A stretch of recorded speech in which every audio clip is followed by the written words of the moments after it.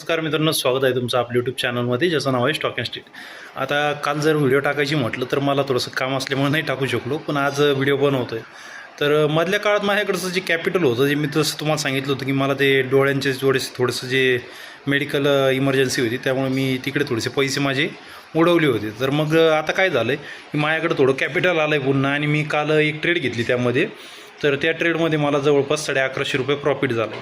म्हणजे जवळपास 10%च्या आसपास ते प्रॉफिट आहे. मी जे लावले होते, म्हणजे निफ्टीचा जो पूट घेतलेला होता मी, त्याच्या तुलनेत जर बघितलं तर 10%चं मला प्रॉफिट झालेलं आहे. त्याचा स्क्रीनशॉट तुम्हाला इथे दिसत असेल.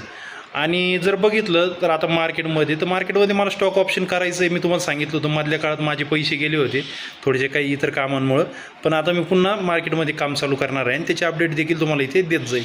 तर एवढीच मला आजची अपडेट द्यायची होती, कारण भरपूर दिवस झाले म्हणजे ट्रेडसुद्धा मी घेत नव्हतो, काही नव्हतं, कारण पैसेच नव्हते. कारण माझे पैसे जे होते ते दवाखान्याच्या कामामध्ये गेलेले होते, आणि मला असं आवडत नाही की कुठं असं कर्ज वगैरे काढून ट्रेड करावी.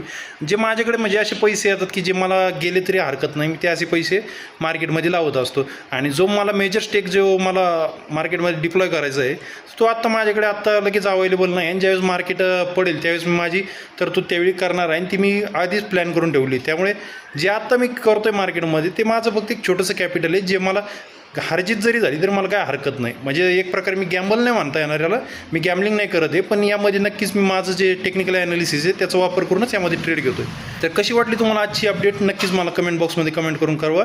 जर हा व्हिडिओ जर आवडला असेल तर व्हिडिओला लाईक आणि मित्रांसोबतही शेअर करायला विसरू नका. आणि चॅनलवर जर नवीन असेल तर चॅनलला आपले सबस्क्राईब करायला विसरू नका. भेटत पुन्हा अशाच माहितीपूर्ण व्हिडिओमध्ये. तोपर्यंत धन्यवाद.